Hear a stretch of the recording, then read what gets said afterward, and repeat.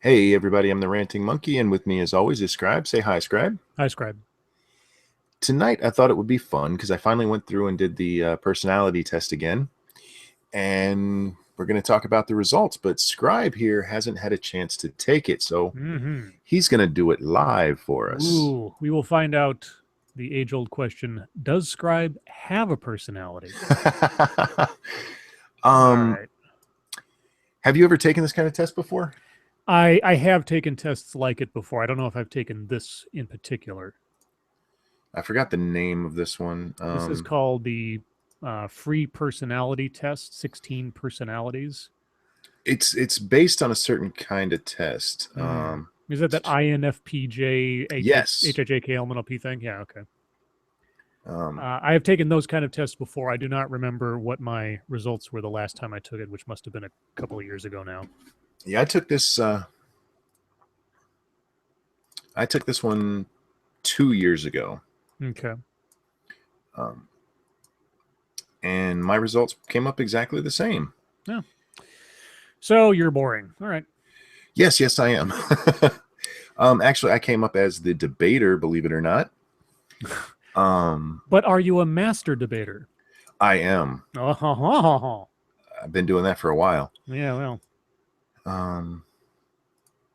Well, shall I start reading the questions out and figuring out what I think? Sure, if you want to. Now, this is the problem with this test is you have to be really honest, and some of the questions Yes. can make you very uncomfortable. Yeah. Well, I haven't experienced any kind of discomfort on a stream with you yet, so I'm sure this will be very difficult. All right. So I'm not gonna screen share because I'm always cagey about screen sharing because I don't want to show something personal off or identifiable. So if the audience will bear with me and me reading out the questions first. Now, these So questions go from strongly agree to strongly disagree. right. And they ask you, there is a neutral button, but they ask you not to use it unless you like absolutely are on the fence on something. So Right. Yeah. So there's a total of 7 options, and the middle one is the neutral thing, and then you've got a increasing range of disagree or an increasing range of agree. So number 1, you find it difficult to introduce yourself to other people. No, I know how to say my name. I disagree. Strongly disagree. You often get so lost in thoughts that you ignore or forget your surroundings. I'm not delusional, no. you never get just like completely. Okay, I'll take it back. I suppose when I'm walking to work or something and I'm thinking about stuff, I guess I can lose sort of track of things. Okay, so I'll slightly agree. There you Slightly go. agree. Okay, Okay. that's true. That's true. You just seem Uh, like an introspective person to me. I am. It's true. It just seemed like such an extreme sort of notion to me, but it's true. You try to respond to your emails as soon as possible and cannot stand a messy inbox. That is mostly agree. You find it easy to stay relaxed and focused even when there is some pressure. I wouldn't say relaxed. I mean, I'm focused when there's pressure. but do you get like Uh, nervous or anxious? mm, I guess it depends on what kind of pressure, but like at work pressure and stuff, no, I'm usually the most level headed person there when something's going nuts. So I'll say mostly agree. Okay. You do not usually initiate conversations. Ooh. Do I not usually initiate conversations? No, I'm kind of neutral. I guess it depends on the situation. I don't know. I don't know. What On do you that think? one, I I don't know. I haven't seen you in real life. It's true. Um, Thank God for small favors, right? for mine on that one, I put it's you usually do, right? Well, see, I guess I take it back. If my streaming stuff is any example, I will try to keep a topic going, kind of thing, or start new tangential. I mean, God, how many times have I started a tangential conversation on something? Yeah, no, I initiate conversations, so I'll mostly disagree. Serenity Lotus said you do if it's about movies. Yeah, well, hey, it didn't say what conversations had to be about. It just said initiate conversations. You rarely do something just out of sheer curiosity. Oh, Um, are you that the is intellectually curious type? Do something that requires me to actually leave the house. I would slightly agree to that. I'm not that much of a risk taker just for the sake of sheer curiosity. I'm a relatively cautious individual. See, I'm not. And the greatest example I can give of that is when I first learned to shave. I cut Mm, myself shaving, and I thought, I've always heard that alcohol in a cut hurts. Let's see. yes. Okay. It really fucking It does. really does. Yeah. Amazing. Yeah. But yeah, I've things always like that. I've always heard touching the stove is hot. Let's see. Yeah. You feel superior to other people. Well, I'm white. Um, no, I'm kidding. Yeah. Unless you're my most recent subject, then I'm just a total and absolute racist. So, superior. No, I'm far too self deprecating. I think I'm smarter than the average bear, so to speak, but I don't think I'm superior to people. So I'm gonna See, mostly disagree. I I mean, that's put slightly agree on that one. And here's yeah. why. Because there's a lot of SJWs in this world, and intellectually, I am far superior than them. I don't think of myself as a better person than them, but I do think I'm smarter than them. Well, I guess it depends on how you define superior then, because Exactly. So, and superior is all encompassing, and that in that sense, I don't feel superior to people in general. see, that's the fucked up part about this test is because Yeah, part of it is how you interpret the question. right. When I think of the word superior, it's just like an all encompassing thing. Like I am just better than people. Like I'm not Anna Kasparian, so I can't go that way. Right. Being organized is more important to you than being adaptable. I would strongly disagree. I I will forego being organized in order to adapt to my situation. You are usually highly motivated and energetic. Slightly disagree. I'm not. Yeah, I'm not very energetic. Motivated. It depends on the thing, I guess. it, yeah. Again, it's those questions that I'm highly motivated to do stuff, but I'm not always that energetic about it. Yeah. Let's see. Winning a debate matters less to you than making sure no one gets upset. Oh, Um, winning a debate matters less to you than making sure. would you rather people not be upset, or would you rather win the debate? Well, them getting upset is their problem. So, yeah, I think I would have to be. Wait, I'm. It's one of those things like where you say a word enough times repeatedly, it starts losing its meaning. Yeah. The more I read this question, I'm like, wait, am I agreeing with this or am I disagreeing with this? Winning a debate matters less to you. If you prefer debate, or if you prefer to win, then you're going to disagree. Right. So I'm Yes. going to mostly disagree because I mean I don't get into debates to like get angry usually. That's an argument. So but I don't want to antagonize people. So it's going to be a sort of a mostly disagree. People in the chat are asking about the cigarette thing. I don't know. Do we want to do that If again? people want to give me money not to smoke, I will. I will. Oh God, that was so hard last night. Yeah, well, If it's up to donations you. come I through, mean, I forced absolutely. yeah, I forced you into it last night, but this time it's up to you. If you want No, to do it that's fine. yeah, any donations that come through, I will not smoke for that amount of time. Okay. But back to your test. Sure. Where are we at? Your home and work environments are quite tidy. Uh, strongly disagree. Well, no, mostly disagree. I mean, I'm not a complete pig. No, but are you like disorganized? Oh, son of a bitch. Thank you, Snowstorm. There's Well, 2 minutes. snowstorm has given you 2 minutes at $2. Do I have So to put out the one I have? No, we're going no, no, after no. this one. Right. No, if you have one initiated, you can finish that. But this is the time interval between cigarettes at this point. My home and work environments are quite tidy. I mean, they're mostly tidy, but I'm a bachelor, and at work, there's not really like a uniform code of cleanliness. But I mean, I know Uh, where everything is. It's one of those things where it's like, yeah, it's messy, but it's my kind of messy.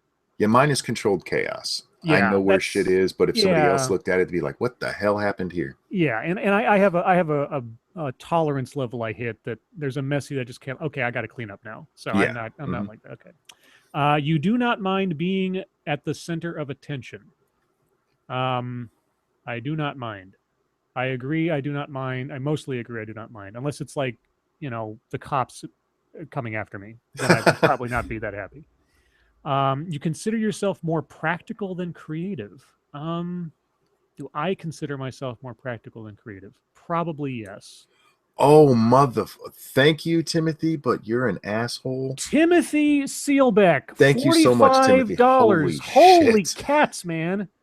Jesus, you're torturing this guy by giving him money. It's horrible. It's horrible. Wow. It's All okay right, right so that's now. 47 minutes.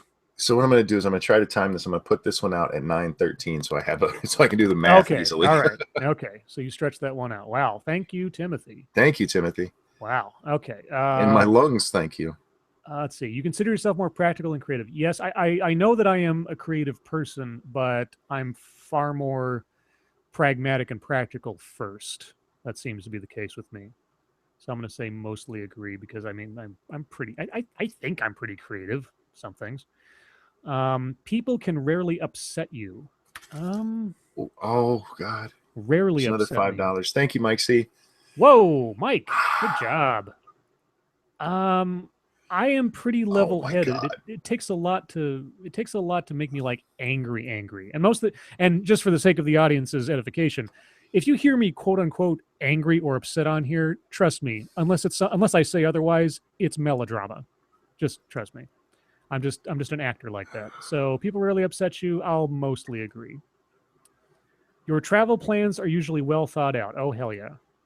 Oh, so you're a planner? I am. If I was a superhero, my name would be Contingency. Um, there's a great story about my wife is one of those people, and I get lost so often it doesn't even bother me anymore. Yeah. Oh my God. Holy shit, Henry Long. Henry, thank you so much. Okay, so that's 47. 52 and then another, so 72 minutes. Good Christ. Okay. Now, on the off chance that the stream doesn't last as long as the donations you get, do you promise to not smoke even after the stream? Absolutely. I Okay. will, as Okay. minute for minute. We're getting to the point now where we might go beyond a reasonable stream, at least for a weekday. Okay. But don't let that stop you, people, because the longer he doesn't smoke, technically the longer he'll live, sort of aggregately, whatever. Anyway, so real quick back to that story. We were visiting my father-in-law, and he lives in a very hilly backwater area of Virginia, and my daughter had just started to learn how to drive at the time, and she got upset about something, and so I'm like, let's just go for a drive. And my wife, she's like, you don't know this area. I'm like, that's okay. It's okay to get lost now and then. And we were actually gone for like 2 hours. Oh. And her dad has a very set time for dinner, so we were late for dinner, so she was all stressed about it. And me and my daughter came back, and we were calm, cool, collected, and she's like, how can you do that? I'm like, because it's okay to be lost now and then. We just went for a drive. No big deal. All roads, I mean, there's no road I'm ever going to take that I can't get back to. Depends on the weather. Well, okay. Fucking smartass. I know. Well, my mother didn't raise a dumbass. Nice. Okay, cigarette is out. Okay, so now we're starting now. All right. Yeah, so I'm a minute later than I meant to. It is often difficult for you to relate to other people's feelings. Now, I am very empathetic. I can sense when something's wrong with somebody pretty easily, and sometimes to a detrimental degree. Like and then my curiosity will kick in because I'll want to I have the instinct to try to help, and sometimes that's the worst possible thing you can do. My wife just said you're 172-hour stream away from not being a smoker. Yeah, no shit. Your mood can change very quickly. Very quickly. Well, I mean, I'm so. See, I didn't like that question. Because most of the time, no. It depends on. It depends on the circumstances. I mean, if I see a child hit by a car, yeah, my mood's going to change really fucking quick. Yeah, see, I took it more of a fake bipolar. You know, those people who claim to be bipolar in there. Yeah. So I took it more of like that because it is very hard to change my mood unless there is something horrible that happens or something really. So, yeah, for that one, I said no to the premise. Yeah, I gotta disagree because I'm not quite that unstable. It was what the implication is here. You people are fucking mean. I'm lighting up my first smoke of the day right now. Thank you. Thank you, Lotus. Well, this is Lotus, and Australians have no morals, so. Nice. Let's see. In a discussion, truth should be more important than people's sensitivities. Fucking yes. I've had too many instances where I'm like, I don't care if it's going to hurt my feelings. I want you to be honest. And then all hell breaks loose because they don't seem to understand that concept. If you guys hear clicking, that's me playing with the pen because keeping my hand busy. Yeah, exactly. He can't jerk off and he can't flick his bic, so he's got to do this. Again, toothpick. Seriously, you should give it a try. You look like an old 40s detective with a toothpick in your mouth. You'll look cool. You'll look cool. Nice try. Yeah. I am chewing on the pen too, so. You rarely worry about how your actions affect other people. No, I'm quite cognizant of, I mean, it depends on the situation. It won't necessarily stop me if it's a situation that's like, I have to be pragmatic. This thing needs to get done regardless of your feelings. But I'm relatively aware, unless it's something completely out of left field. So I'm going to say mostly disagree. Your work style is closer to random energy spikes than to a methodical and organized approach. No, I'm very methodical, so disagree. You are often envious of others. Oh, yes. Mostly porn stars. I'm noticing on some of these questions, because there's been a few, like your methodical thing. I'm not very methodical at all. But on some of the other ones, like the truth is so important that I'm seeing why we get along so well. An interesting book or video game is often better than a social event. Strongly agree. Yes. Because I am not a social butterfly by any means. I mean, there are exceptions, special events like a wedding or something, but that's not necessarily better than being at home killing orcs in Skyrim or something. I fucking hate weddings. I've been to like 2 or 3 in my entire life, and I just sort of like, well, it's free food. The only thing I hate worse than a wedding is a Catholic funeral. And I've only been to one Catholic funeral. It was my grandfather's. And by the end of it, I was glad he was dead for putting me through that long ass. Oh my God, it was so horrible. I've been to, I should say, 2 funerals in my entire life. One was for a friend of mine's mother who died of cancer. And the other one was for a classmate of mine just after high school got out, or I graduated high school, who died in a car accident. And for various, I take it back. Also, that's right, my grandfather's funeral. I forgot about that. And that happened just before the wedding of my, God, that was a weird weekend. A funeral and then a wedding. Oh, God, that was fucked up. Anyway. Isn't that a movie? Four Weddings and a Funeral is a movie, yes. Good movie, actually. Let's see. Being able to develop a plan and stick to it is the most important part of every project. Yeah. Well, I mean, again, what kind of project are we talking about? If we're talking about at work, it's very technical. So yes, I have to agree, but I'm not going to say agree completely because there has to be room to maneuver because a plan is just a list of things that don't happen. Yeah. I'm going to say mostly agree, not completely agree, because, I mean, if you don't have any room to adapt to a situation, because there's always going to be problems. So, I slightly disagreed on that for many reasons. One, I think having the right team is just as important. Being able to, and see, that's why, again, why the question is so personal to each person, how you interpret it. Yeah. So it's, to me, there's just other things, and I am more of a fly by the seat of my pants than having the direct. Yeah. You got to have at least have a. So it's I sort of think of it like how I run a role playing game or a role playing game story. I generally have a broad outline of how the characters are supposed to get from point A to point B, but I don't get too detailed because if you lock yourself down too stringently, you have nowhere to maneuver and nowhere to improvise. So I'm going to go slightly agree instead of moderately agree, because now that I say that, I'm kind of like, yeah, okay. So don't try not to get too. No, I know. I'm going to stop interrupting your answers. By talking about something like a practical example in my life, I can sort of get an idea because some of these are just so abstract. You rarely get carried away by fantasies and ideas. Um, Rarely get carried away. I don't know what carried away means, but I guess I will mostly agree. I mean, I can't like today. I did get sort of hooked on plotting out this next video or the video I just did Hmm. while I was at work, but I didn't get carried away to the point where I couldn't do my job. So yeah, you often find yourself lost in thought when you're walking in nature. Nature doesn't make me lost in thought, so I will disagree. I'm a suburban boy, so trees and bugs and dirt don't do anything for me. I'm with you there. If someone does not respond to your email quickly, you start worrying if you said something wrong. No, I don't. I'm not quite that. If it's a text to a girl I like, that's different. It's like, did I say that? No, but no, I I've had people.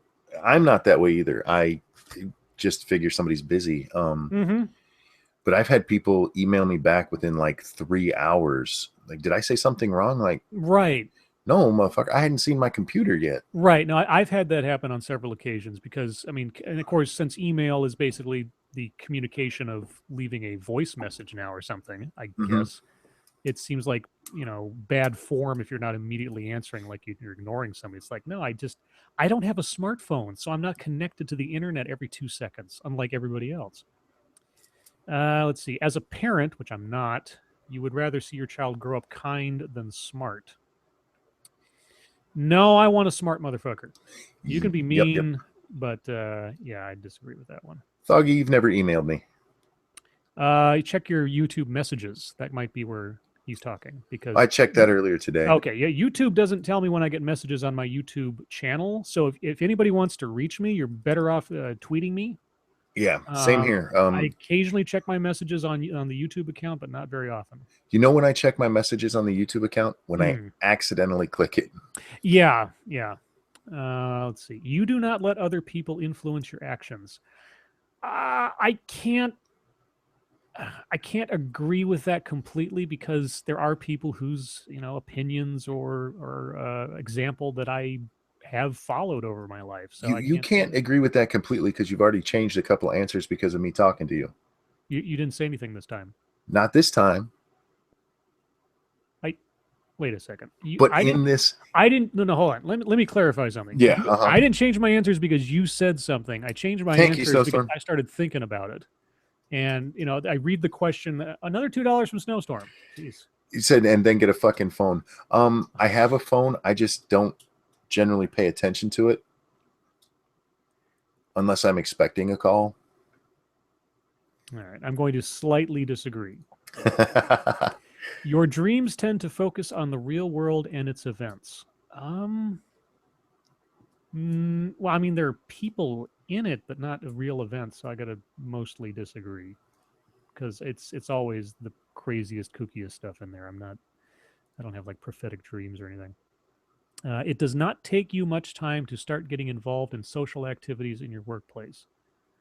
There are no social activities in my workplace, but even if there were, I wouldn't get involved with them because I don't give a shit. So no.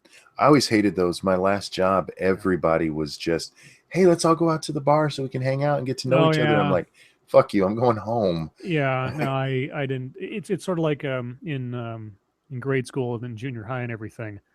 I'd always sit at the back of the assemblies. I didn't want to do anything. I just want to get back to class, get my work done, and go home and play a video game. Yeah, yeah. You are more of a natural improviser than a careful planner. Well, uh, well, let's see. Okay, thinking back to my because there's only so many things. Like I helped run the LARP for a while. I run RPGs. Those are the only times where I'm really sort of in control of stuff that's not a work related thing or were.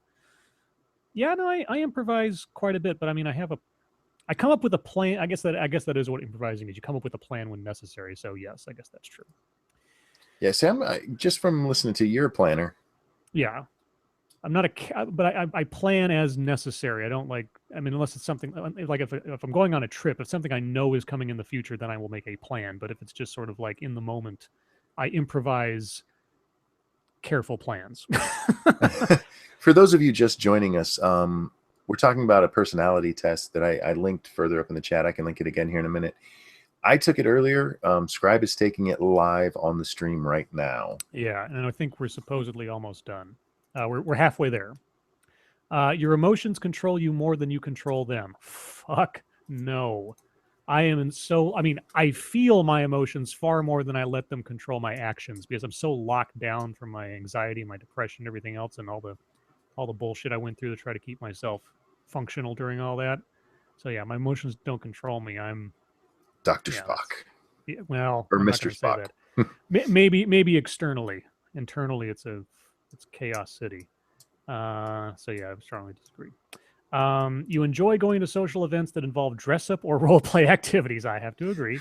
This is true. I do like to dress up. I will, if I have an opportunity to wear a suit or dress up or something or play a character or whatever, barring it being amongst people that I just can't stand to be around, I will generally do it. You often spend time exploring unrealistic and impractical yet intriguing ideas. Well, yes, BDSM. There you go. You would rather improvise than spend time coming up with a detailed plan. That that is true. I don't, like I said, unless we're talking about something that is like far off in the future that I have to like buy a ticket for and do a schedule for. In general, I will improvise rather than come up with a detailed plan beforehand. Jeremy, Cult of Personality is one of my favorite songs ever, and I don't get to listen to it very often because my wife hates it. The cult of But when the personality. house is empty, I have the sound system on my desktop is amazing, and I just crank the shit out of it. Hmm. If you want to see something sad, though, look up Cult of Personality. They still perform the song. Living Color was the band who did it. Yes. They're old now, like really old now. Yeah. They did not age well. Um, and it's like a grandfather singing Cult of Personality. It's actually kind of sad. You are a relatively reserved and quiet person. In the majority of my life, I am, yes. On here, I'm a little bit more free to be a goofball. So, if you had a business, you would find it very difficult to fire loyal but underperforming employees. Would I find it difficult? Slightly agree. I'm not a completely cold-hearted person, so not that I wouldn't do it, but it's not that I wouldn't find it easy or would That's find it easy. yeah. The part that did it for me on that one was loyal. Yeah. If it was just a shit employee, I Mm-hmm. mean, Yeah. I mean, it would depend on the situation, but it wouldn't be like something. It wouldn't be like, okay, because you're loyal, I won't fire you. It would be more difficult to do so. right. You often contemplate the reasons for human existence. Not really, because I'm gonna put not completely disagree, but mostly disagree because I'm not quite that kind of introspective about some things. Logic is usually more important than heart when it comes to making important decisions. Completely agree. I'm far more Spock than I am. I don't know what's a good emotional character. Deanna Um. Troy. Oh, there you go. Yeah, an Keep empath. an empath. Yeah, keeping your options open is more important than having a to-do list. God, that's a tough one. I mean, I have made lists in the past to better organize my time, but James, we're gonna have to fight soon if you keep saying that. oh, what do you say? He's insulting Cult of Personality. Oh, them's fighting words. That was an awesome song. I will slightly agree, just because I don't make lists that often. I usually have it in my head, but you know. If your friend is sad about something, you are more likely to offer emotional support than suggest ways to deal with the problem. I disagree. I'm generally a problem solver, or try to like. I had a friend. I still have a friend, but who had emotion like bipolar type emotional issues and things, and I'd get phone calls at 3 a.m. because a freak out was happening, and I would have to essentially act as the order to their disorder in order to, okay, like say, okay, first I need you to breathe and calm down because I can't understand what you're saying. What's bothering you? And then they'd list off their problems or whatever was making their head go crazy. And as they listed them off, I'd say internally to myself, okay, that's something we can address or that's something we can't. And if it's something that we can't, I don't even bring it up again. I say, okay, let's focus on this. Let's focus on this. Da, da, da, da, da. So I'm empathetic, but I'm also trying to be sort of like the rock that someone else doesn't have at that moment. To me, that's the man-woman question because Yeah, it could be. women. So and I never believed this until I tried it with my wife. But you hear this all the time about women. Mm-hmm. when they're complaining about something, they don't want to fix it. They don't want you to tell them how to fix it. All Right. they want is you to go, I understand. I'm sorry that's happening to you. Yes. That's so fucked up. They want somebody there to whine with them, basically. Sorry, ladies. Yeah. But, and as a man, you're like, well, here's what you do to fix that. Yeah. You can make that whole problem go away if you just shut up and listen. Well, at least in the instance of this friend of mine who is female, that she would call me for that kind of support when she was having an issue. Yeah. I'm not saying that is the solution to every emotional problem, but when it comes to things like that, that's sort of my first thing. Sort of like empathetically problem solving, if that makes any sense. Let's see. You rarely feel insecure. Completely disagree. Completely disagree. I often feel insecure about a lot of stuff. You have no difficulties coming up with a personal timetable and sticking to it. I have no difficulties. Slightly disagree because I have some difficulties because shit happens. Being right is more important than being cooperative when it comes to teamwork. Mostly disagree because I can set my ego at the door for the sake of getting the job done. I do have that ability. It's not always easy depending on what the situation is, but you think that everyone's views should be respected, regardless of whether they are supported by facts or not. Fuck no. Fuck no. Strongly disagree. Strongly disagree. Fuck no. Sorry. No. Not every opinion deserves respect. People deserve respect. Opinions do not necessarily do so. Just to repeat for the people who are coming in now, Scribe is taking his personality test. I took it earlier. We're going to discuss results here in a few. He's almost done. Almost done. And also, even though he's probably already taken enough money to push us past the actual term of the stream, for every $1 donated, Monkey will have to refrain from smoking even further. So far, we're at like, what, another hour and a half or something? It was 74 minutes right now. And so that was at, my last cigarette was at 9:14. 9:14. Oh, your time, yeah. So, yeah, he's got a while. So if you want to make it even worse for him, even after the stream ends, by all means. You feel more energetic after spending time with a group of people. No, I usually I'm worn out. I'm usually socially claustrophobic at that point, so I just want to like sleep or just spend time alone or whatever. See, for me, in actual social situations, not online, I am usually the clown making everybody laugh, and it drains. Yeah. I enjoy it. I have so much fun with it. Yeah. But by the time it's done, I am just drained. Well, I mean, this thing doesn't ask you were you enjoying yourself, just are you energetic? Right. I'm like, no, I'm not. Nope, nothing regardless. Left in me. Even if I'm enjoying myself, I'm usually not by the time I'm done with it.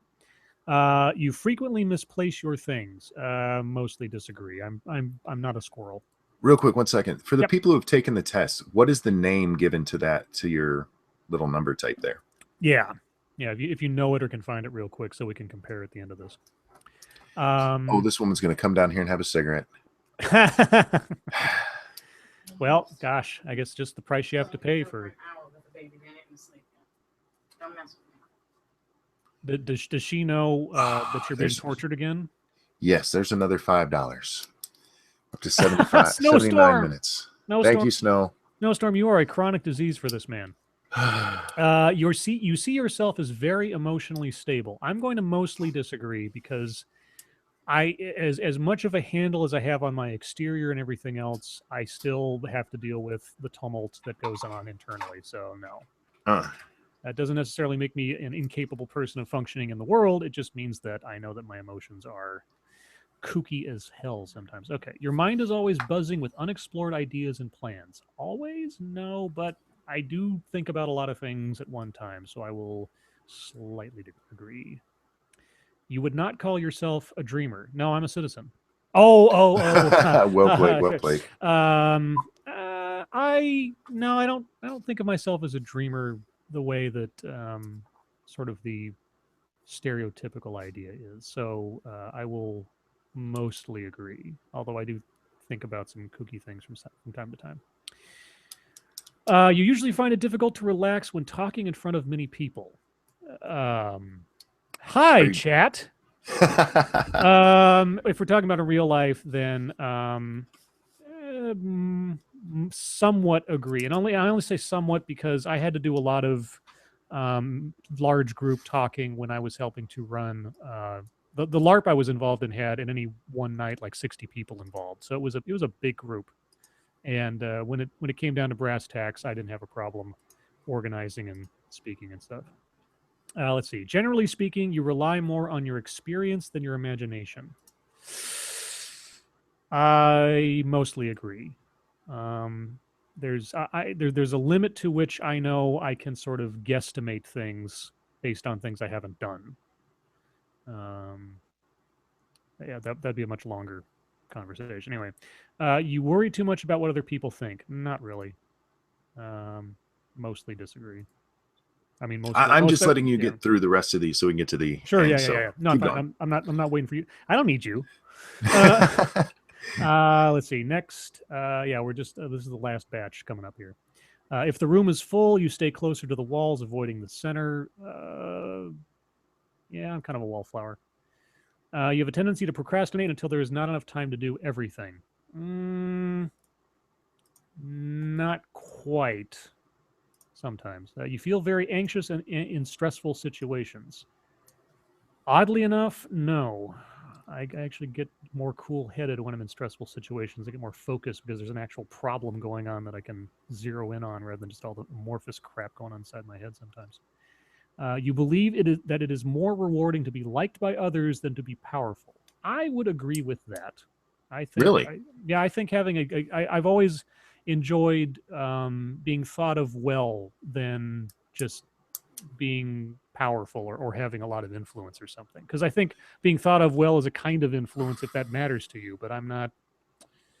Yeah. I like to be liked, but coming from somebody who every job I've ever had, except for my last one, I was a supervisor of some sort. Yeah. And there, there comes a point where you just have to be more respected for what your authority is than Oh. being nice. Oh well. I Now, see. In the context I was thinking of, it had nothing to do with work. I was just talking yeah, in see, for general. me, that's where I went, was Oh, to the okay. work Right. side of it. Okay.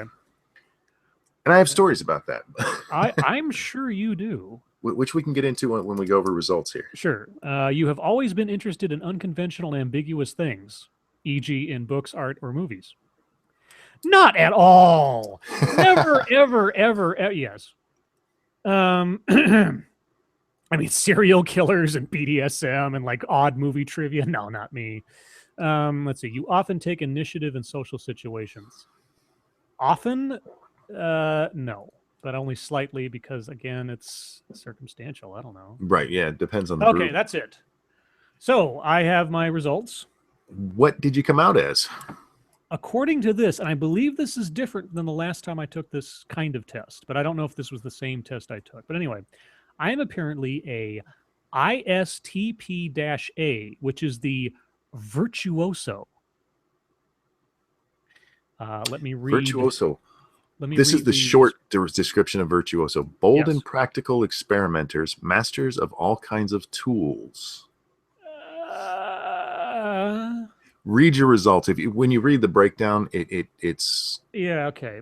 tends to be more. Virtuosos love to explore. Yeah, I'm just like, okay, this is just basically a horror scope. But anyway, virtuosos love to explore with their hands and their eyes. Oh yeah, I do.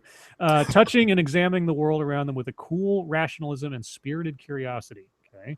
People with this personality type are natural makers, moving from project to project. Well, now that I'm making videos, that's true. Building the useful and superfluous for the fun of it. Yeah. And learning from their environment as they go. This is describing my YouTube experience, is all it's doing. Often mechanics and engineers, hell no. Virtuosos find no greater joy than in getting their hands dirty. Fuck no. Pulling things apart and putting them back together, no. Just to be a little bit better than they were before. If they're talking about me as a, like, if I'm my own project, then maybe, but not like actual machines and stuff. Virtuosos explore ideas through creating, troubleshooting, trial and error, and firsthand experience. Okay. They enjoy having other people take an interest in their projects and sometimes don't even mind them getting into their space. Well, I like people watching my videos. I can only take what's going on currently as an example of this. Of Well, see, real course, quick, yeah, one yeah, of the great things about this is not just that it tells you what you do now, but where you might be well suited. yeah. A lot of companies use this exact thing to help people make a career plan on Right. what they want to do. Go ahead. I'm sorry. I wanted to point that out because there, if you take this and there's parts of it like where you say this doesn't apply, but when you look at it, YouTube, you've had a great time with where you are going project to project, and Yes, this is that. Yeah, I mean, there are things I could relate to this or relate this to in the abstract, but when right, they're right. talking about like being an engineer, like, well, not really. Virtuosos enjoy lending a hand and sharing their experience, especially with the people they care about. Well, I have a second channel where I give advice on things, so yes. And it's a shame they're so uncommon, making up only about 5% of the population. Ooh, I'm Oh, a look at that! You're rarity. unique. You're a I special I'm snowflake. I am a valuable individual. Virtuoso women are especially rare. Get that, ladies? You can't be me. And the typical gender roles that society tends to expect can be a poor fit. They'll often be seen as tomboys from a young age. Scribe's a tomboy. I'm a tomboy. Um, let's see. Nothing is as boring as everyone agreeing with you. Okay. Virtuosos will come to learn that many other personality types have much more firmly drawn lines on rules and acceptable behavior than they do. Um, okay. They don't want to hear an insensitive joke and certainly wouldn't tell one back. And they wouldn't want to engage in horseplay. No, fuck you. See, I think we screwed up your results by me answering. Yeah, it could be it. You screwed me up. Because It's all your mine, fault. I just want to read. I'm going to read one sentence of mine because it absolutely describes me perfectly. Mm. I came up with the debater, and it's the debater personality type is the ultimate devil's advocate, Mm. thriving on the process of shredding arguments and beliefs and letting the ribbons drift in the wind for all to see. See, that sounds like me more than this thing sounds like me. So yeah, it's all your fault. so so far you I mean, like any good horoscope or tarot reading, there are elements to this description that I could, like, as you just witnessed, me relate reasonably to things that I do or do not do. But in the overall, I'm not seeing that this actually matches up with me. So yeah, I think my whether it was you or just my dithering over stuff, my results got skewed somehow. that's very you're the only person I've ever known who's taken this and didn't agree with it. Yeah, I mean, I remember the last time I took one of these things, I was I think it was something like the judge or something. Mm. Or I forget if that's one of the categories. It was something like that. And I read it and it sounded right on the money. And in this instance, maybe it's just me being a goofball on the stream or something, but it didn't. Yeah, this doesn't quite sound like me. So anyway, it was interesting. Okay, what are you faggots bickering about? We're not bickering. We're talking about the Man, if you think results we this got is here. if you think this is bickering, holy cow! Now that is bickering in the background. That's an upset baby. Yep, that is an upset baby. Yeah, she should have been asleep 2 hours ago. Grandma's got her at the moment, so we're good. Um, doubt leads to truth, not faith. Depends. It depends. Depends on how you respond to doubt. Yeah, I mean, you can't be doubtful about everything, or else you're going to be, well, wouldn't be able to function. There's no air Um, outside. Ah! so yeah, I got the debater. Here's how much I like to debate. I will honestly argue with somebody even if I disagree with them just for the fuck of it. And if I'm really going to argue with you, then it's going to be intense. And I was working in a machine shop, and one of the people who worked for me, because I had a supervisor's position, said something incredibly rude to me. And I didn't have the authority to do anything about it. So I went to the plant manager and I'm like, dude, something needs to be done. And he was a friend of the guy. So no, we ended up having an hour-long discussion, debate over it. And the next day, because my best friend worked there too, that boss went and talked to my best friend and told him, man, he just would not stop. He had an answer for everything I said. And my friend turned him and looked and said, do not argue with him. You can't take it. He does this shit just for fun. Mm-hmm. And it's absolutely true. I just love to argue. I think it's fun. I think it gets my brain going, and Mm-hmm. it gives me a brain boner. I don't like arguments so much as analysis. I mean, like person to person argument or debate, there's not actually that many opportunities or instances where that actually happens so much. Unless somebody says something that sounds stupid to me. And the most recent example was a coworker of mine, and I did a little soapbox thing on this. I think a soapbox video where It was very early in the morning at work. We were the only ones there, and she looks over the cubicle and she says, "Hey, did you hear the White House released a statement about the Holocaust Day, and they didn't mention the Jews. They mentioned the homosexuals and the gypsies and the Christians. They didn't mention the Jews." And I thought, it sounds like bullshit. And I said, "So wait a sec. What you're telling me is that Trump and his White House are anti-Semitic?" No, I mean, no. I said, no, no, no, no, no. What you're trying to tell me by saying this is that Trump and his White House are anti-Semitic, right? Well, I just don't understand why they didn't say it. And I thought, they didn't mention the Jews in the Holocaust Day statement. Is that what you're telling me? She says, yeah. Like, did you look at the statement? Well, no. Okay, let's go look at the statement. And didn't say anything like that. It was bullshit. I looked at him. I said, stop making shit up. I didn't say shit. I just said, right now it was really early on into Trump's.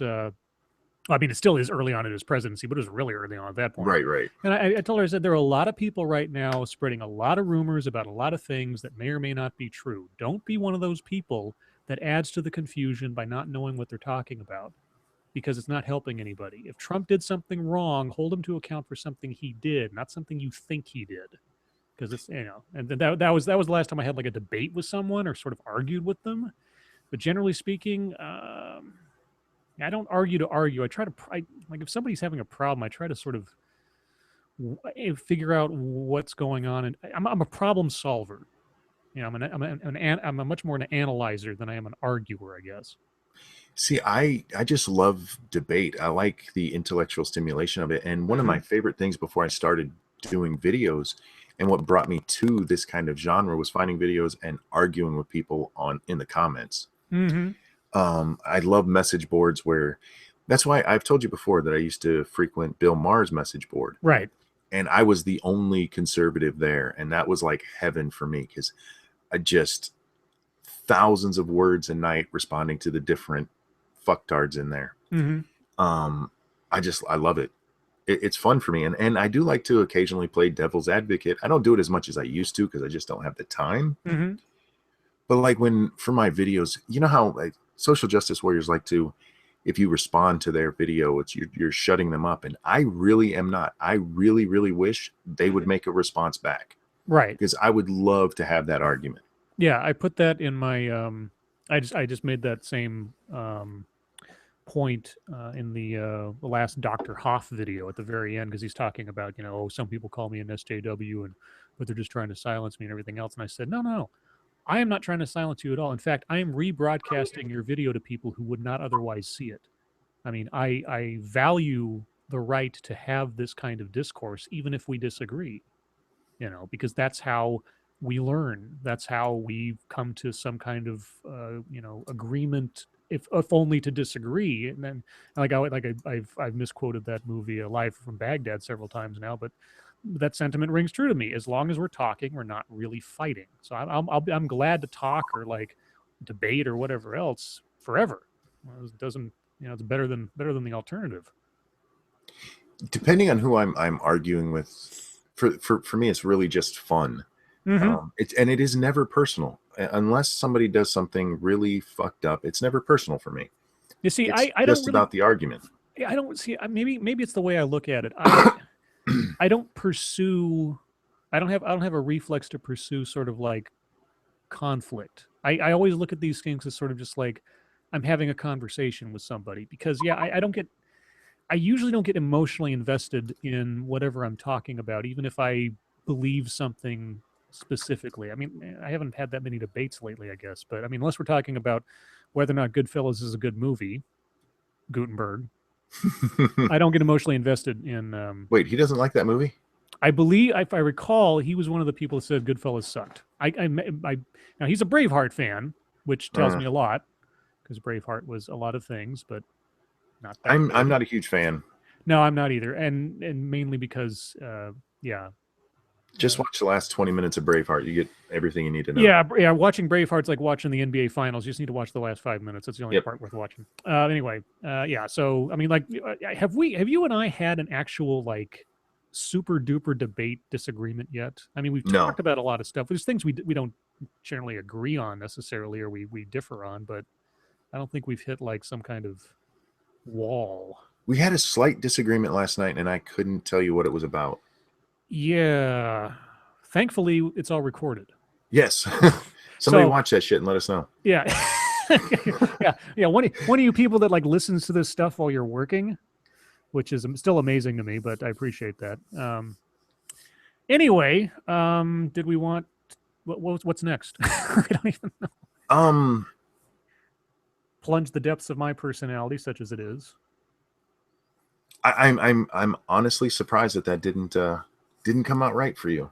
Yeah, I You literally are the first, and I've known my last job. They made us take this thing, so I literally know thousands of people who've taken it. well, I'll tell you what. Offline, after the stream or something, or tomorrow or whatever, when my brain's fresh, I'll take a different version of the same thing, and we'll see what I get when I don't have any possible influencers, whether it's you or me on the stream or whatever else. And go with your gut. Yeah, exactly. Did you see the new boycott going around? They're Uh, supposed to boycott McDonald's if you're a Trump fan, by the way. oh right, yeah. The tweet that was deleted and supposedly came from a quote unquote compromised account, which doesn't make Yes. any sense because they only had the one account. Yeah. Yeah, it said something like Trump is disgusting and yada yada yada. They'd rather have Obama back. Right, right. And then McDonald's like, oh, there's yeah, some whatever, some employee decided to speak their mind and now they're going to be fired. So yay, the end. Yeah, I don't understand. I am not part of the boycott crowd. No, I want to boycott boycotts. I mean The if taste of a McNugget doesn't change because of that tweet. If no, you liked them before, eat the fucking things. no, I mean if I was going to boycott a company, the company as a corporation would have to be doing something like ridiculously evil Yeah. or something. Like if oh fuck, I don't know. If Sony decided to make a Venom movie, oh shit, they are Oh my God, that's those going to be so motherfuckers. bad. Oh no, well not only is it going to be bad, but okay, I don't know how much you know about. Wait, how much you know about like the super duper behind the scenes movie stuff about Sony? Very little. I know that this Okay, is the chick who was involved in Ghostbusters. Ghostbusters. Yes, Amy Pascal apparently is producing the Venom movie, and I can only assume since Sony's doing it, it's not part of the Marvel Cinematic Universe. I don't know, but I'm very, very scared because I love Venom. I I, love I, Venom. I love old school Venom. Yeah, I don't like the monstrous big tongue fucking thing that turned Uh, him into. well, see, so yeah, Todd McFarlane made Venom a creepy stalker guy. Early Eric Larson Venom wasn't that bad when he got the sharp teeth. But as soon as Yep. Eric Larson started making him look like some kind of elephantine jawed, long, snaky tongue, drooling thing, then I got kind of turned off by it. But yeah, early Venom, decent. Anyway, what was I talking about? Oh yeah, boycotting. Yeah, unless a corporation or a company or some kind of product line or something has actually like as a corporate entity they're doing something horrific. I can't imagine like somebody tweets something I'm going to hold the corporation responsible for some idiot. Like no, that's just a waste of time. Now Yeah, you're just looking for reasons to be outraged at that point. I don't understand what they think the boycott's going to do. Yeah. I mean, nobody's going to stop eating McDonald's for fuck's sake. I mean, if the idea that you were going to get a heart attack before you were 27 wasn't enough already of a disincentive, then somebody's tweet isn't going to do it anyway. This will pass in about 3 days and nobody will care. That'll just be how many different things have we boycotted just this year?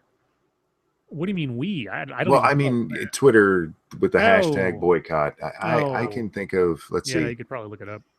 there's just stop. I will boycott the Venom movie because it's going to suck ass, but I'm not going to ask other people to do it.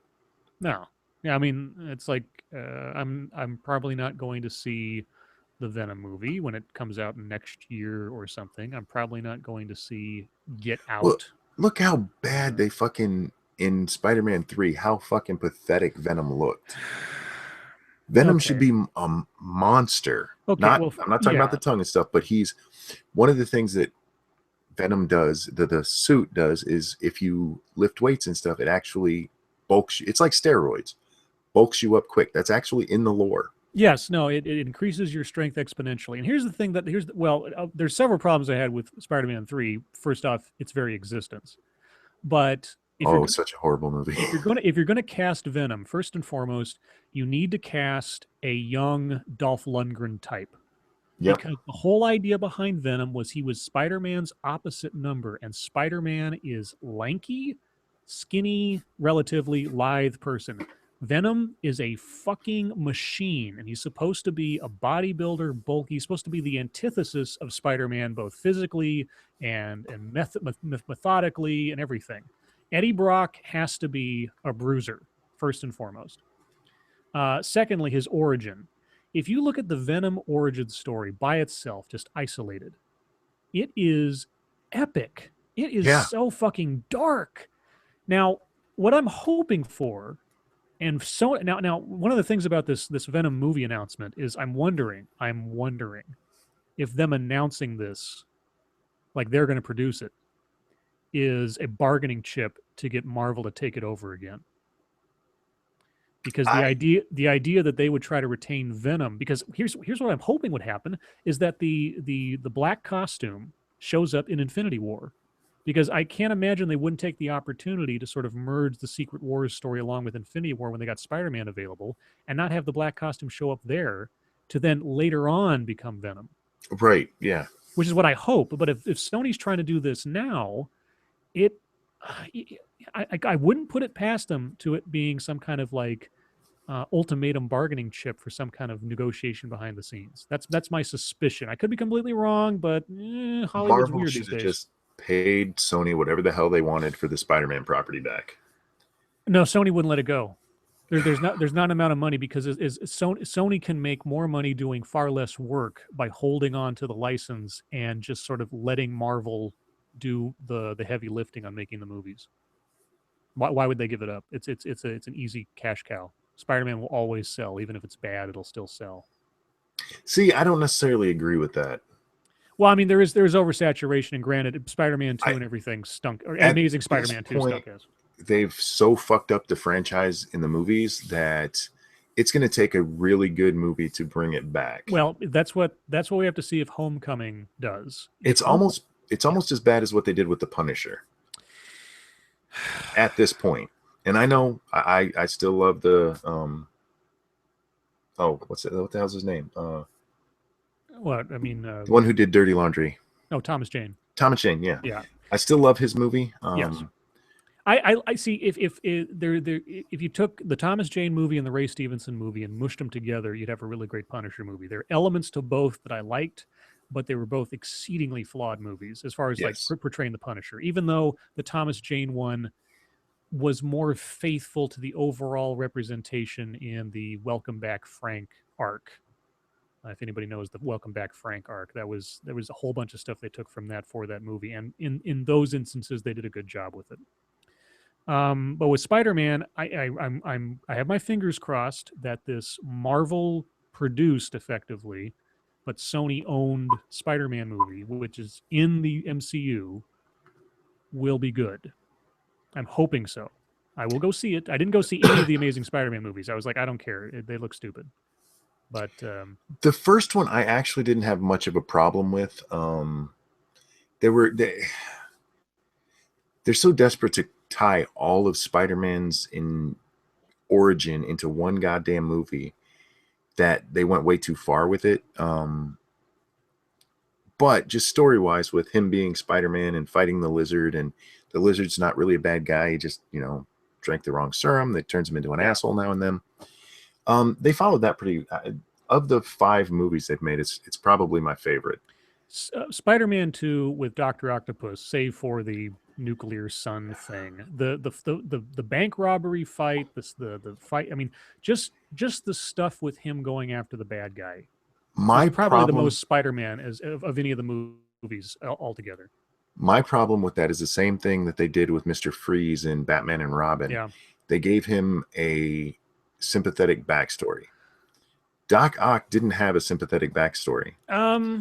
They may have written it in since, but in the original, he was just an asshole who had got these arms. No. There was no wife that he was, Oh yeah, you're upset right. about. Yeah, no, he was That just a scientist. I mean, the original thing was he was basically just your mild mannered sort of like geek nerd guy, and then there was an explosion, and that changed his personality. but initially he wasn't a jerk to begin with. He was just, the thing about the early Marvel characters, Spider-Man included, was that you had essentially normal people who experienced extraordinary events that completely altered the course of their lives. And Doctor Octopus was probably, I think he might have been sort of an egotistical, sort of know-it-all kind of guy, but he wasn't evil. Hmm. And then the explosion made him evil, and then was able to control those arms and everything. So, but of course, they have revised and retconned so many times now that God knows what the true origin is of some of these characters. I've mentioned this before. I don't understand why they don't just go with the majority of the story, because it's already a popular story. That's what people want to see. I get that they have to change it for the movie audience a little bit. Yeah. But well, see, that's why Marvel has succeeded so much better than Sony or Fox, is because Fox and Sony keep putting these weird little spins on the original material. mm-hmm. Marvel learned from Iron Man 1 that the stories are solid, and the reason they're solid is the evidence before us. These characters still exist and are popular 70 years down the line or whatever. So when I saw the Iron Man movie, I own an actual copy of the first appearance of Iron Man, Tales of Suspense number 39.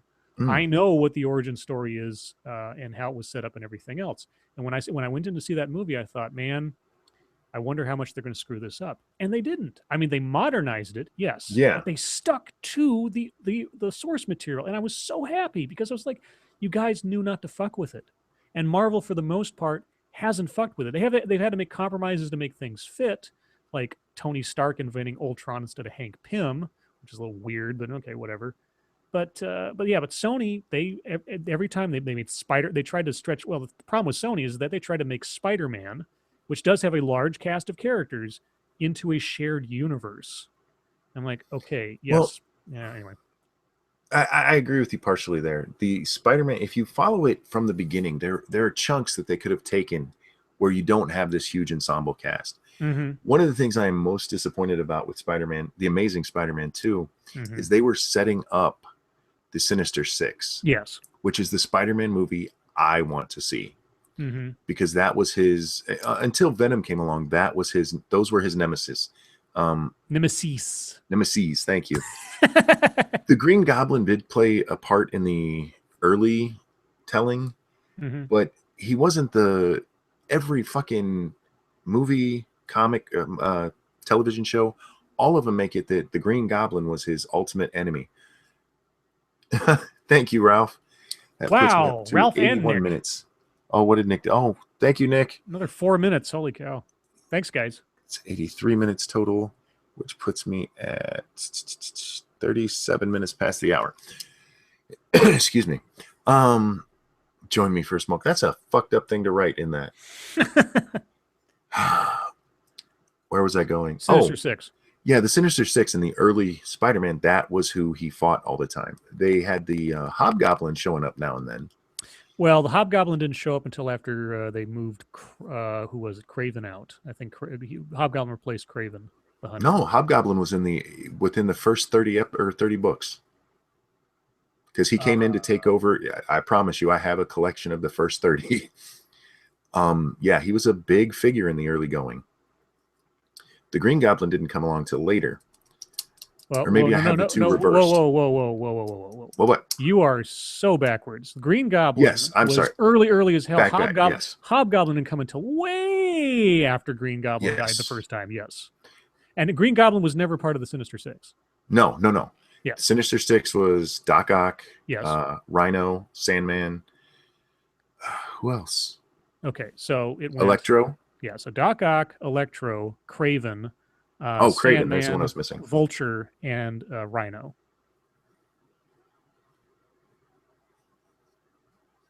Sounds right. Was Rhino? No, wait, it wasn't Rhino. Hold on. Anyhow, yeah, there are so many points that they could go with. Like in Spider-Man 3, they tried to sneak in Gwen Stacy after he's already hooked up with Mary Jane. Oh, Mysterio. That's what it was. Mysterio, not Rhino, Mysterio. Yeah. But they tried to sneak in Gwen Stacy after Mary Jane. What they should have done from the start is started with Mary Jane or with Gwen Stacy, because that was what the Goblin story culminated with. There was no reason to sneak to try to force Mary Jane in there, especially if you know you have a series coming out. Well, here's the problem. Okay, admittedly, I did not see Amazing Spider-Man 1 or 2, but I did see on the internet the scenes at the end of Amazing Spider-Man 2 that sort of tried to set up the Sinister Six. And here was my problem with it. Save for Electro, okay, Uh-huh. they had not established any of the other characters in the Sinister Six in that franchise at that point. The fact that Oscorp was apparently going to be the origin story for all of these characters. They already had the arms for Dr. Octopus, they already Mm-hmm. had the wings for Vulture. So they were going to produce these guys rather than them being independently created of their own volition and own backstories guys. So they were going to be hired mercenaries. They weren't going to be the characters as we knew them. They weren't going to have the backstories that we knew them as. They were going to give these weapons to someone and then make them a monster. And that was just like, no, that's not how it's supposed to work. The Sinister Six is supposed to be the culmination of a bunch of guys who have already had their asses kicked by Spider Man and come together because they're going to combine forces to defeat their foe. By doing it backwards, they were going to fuck it up completely. Well, see, I absolutely agree with you with Oscorp, because they're doing the same thing with Oscorp that they did with that Marvel did with Iron Man. That's such a mistake in that universe, which they had to do because they didn't have the rights to the person who should be what Iron Man has become. Um, What are you talking about? the Fantastic Four. Okay. Yes. Reed Richards, for Yeah. most of the Marvel universe, is Mhm. the guy, the smart one, the one you always go to with a problem. That's Yeah. not to say Tony Yeah. Stark isn't smart and all that. Mm-hmm. Um, Well, they had but to Reed, they had to combine a little bit of Reed Richards, a little bit of Hank Pym into Tony Stark because of the way that they ordered the movies, unfortunately, yeah, and of course what rights they had. exactly. Yeah, the whole rights thing is such. I feel so bad for him because we would have Yeah. such better movies. Oh yeah. But so with the Iron Man, I understand why they did that. It makes a little more sense. But with Spider Man, it just makes no fucking sense. No. I mean, yeah, but they tried to make Oscorp the super duper bad guy of everything and the origin of all Yes. bad things. And I'm just like, no, that's you're by doing that. And again, I haven't seen the movies. I didn't need to see them because I got all this through osmosis. As soon as you make some faceless company the bad guy, for lack of a better phrase, and I know I'm going into social justice territory, you are taking away the agency of these individual villains and superheroes who came about through their own really good and really well written ways in the comic books. You're stealing that from not only the story but the character itself, and you're going to make hollow versions of these characters as a result. So when they, and now in the Sinister Six version of the movie, they were going to have Rhino in there because they introduced Rhino in the second movie. Well, So he was probably going to replace he'd I replace Electro. I see, yeah, either Electro or Mysterio, because I'm still wondering how they would introduce Mysterio as a bad guy in any movie, even though he's one of my favorite Spider-Man bad guys.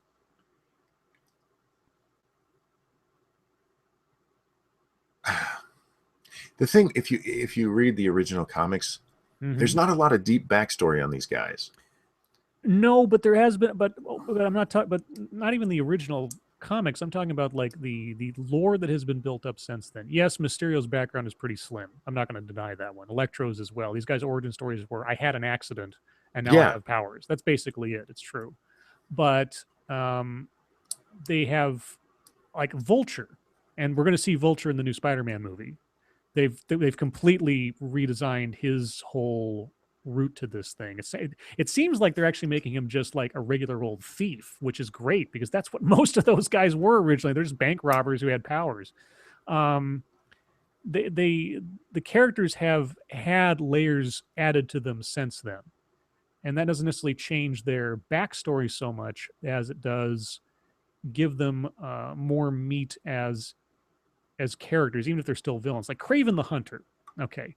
If you guys, Chad and otherwise, if you don't know who Craven the Hunter is in Spider Man lore, at least before the last reset or whatever, Hmm. there is this story arc called Craven's Last Hunt. It is one of the most well written, dramatic, and dark freaking storylines in Spider Man to that point. And it has an ending that is about as grim as you can get, but it is about as well done as you could possibly ask for that character. So it's almost like if Craven was a Wolverine, it was his Logan, that storyline. Okay. And do you know the story I'm talking about? I don't. So spoiler alert, if you don't want to know this, just shut it off right now and wait to 30, 40 seconds. So Craven is hunting Spider-Man, and he's hunting him like with a fervor you've never seen before. Hmm. And if I remember correctly, he finally gets the drop on Spider-Man and shoots him. Like he's got him dead to rights. He's going to blow him away, dead. Shoots him, but he hits him with a dart that just makes him sort of like paralyzed. And he goes up to him and basically says, I have completed my greatest hunt, and that's all I wanted to do, because he's like dying of cancer or something. And then he blows his fucking brains out. Oh, wow. And it's like, holy shit. I mean, it's just like this. It's so good. I mean, it's just like, oh my God, it's so good. And so the depth that they added to Craven, time going on, you're not going to see that obviously in his first appearance. But if there's foreknowledge that this is the arc this character is going to have, you can at least give clues to this guy's psychology ahead of time, and that makes the character more interesting. So yeah, the original stories of these guys, not that big a deal, but how they developed later could be very well done. This is where I think Marvel's making a mistake, and where I think you might be just a little wrong here, because Okay. you want a little more backstory with your villains. Mm-hmm. These villains became popular because comic books reuse villains all the time, Mm-hmm. and the reason they do that is because the villains become almost as popular as the superheroes. Yes. And in the Spider-Man universe, Mm-hmm. until the Green Goblin almost was dead and you found out who he was really kind of just a punk character. He kept coming in and he'd break up mob meetings and tell them that he was the Joker from The Dark Knight. I'm not going to argue that the stories of the early comic book days were unsophisticated compared to today. If that's Well, where we're going with this. No, what I'm getting at is that these characters became beloved even with so little backstory. Do you remember when we were talking about Star Wars Mm-hmm. and how the three main characters in that, you don't know shit about their backstory? Mm-hmm. You know, Leia was a princess, Han's been smuggling for a while, and Luke is an orphan. Mm-hmm. That's all we have for backstory.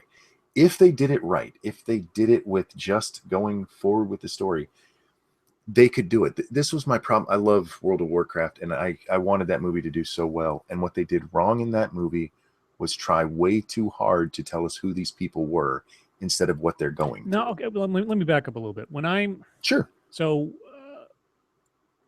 I think I might have phrased this incorrectly or said it right.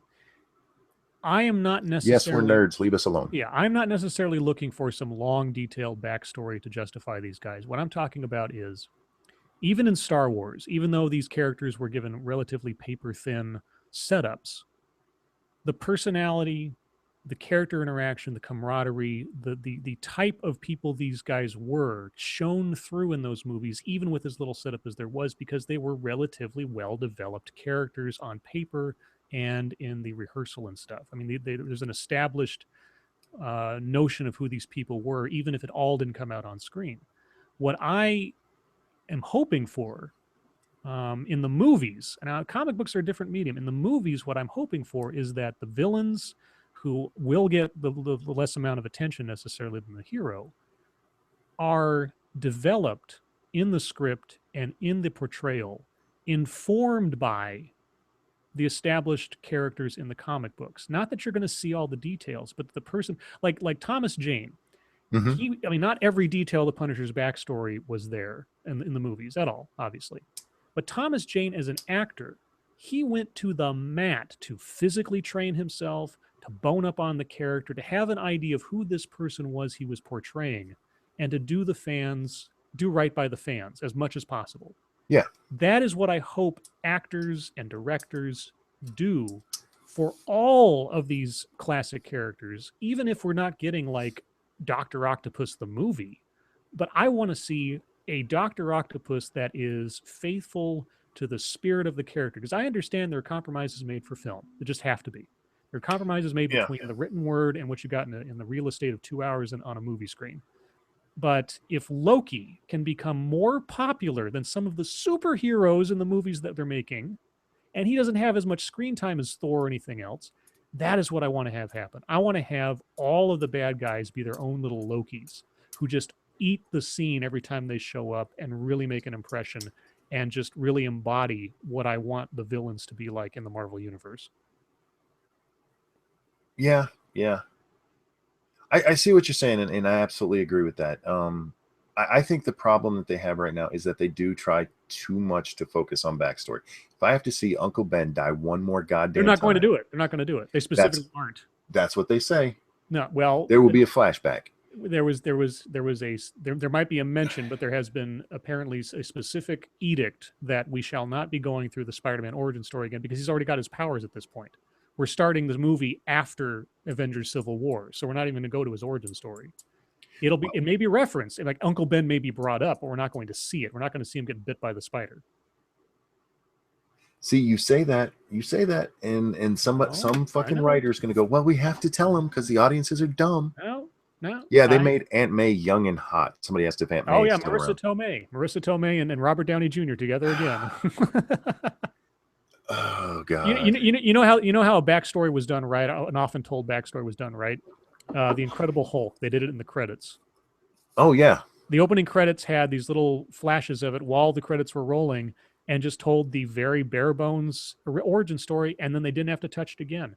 If they did something similar like that in the Spider-Man movie, because we're starting months and months after he's already been active, because we in Avengers Civil War, Tony Stark shows Peter Parker video of him operating as Spider-Man in his sweatsuit, low rent version of the costume.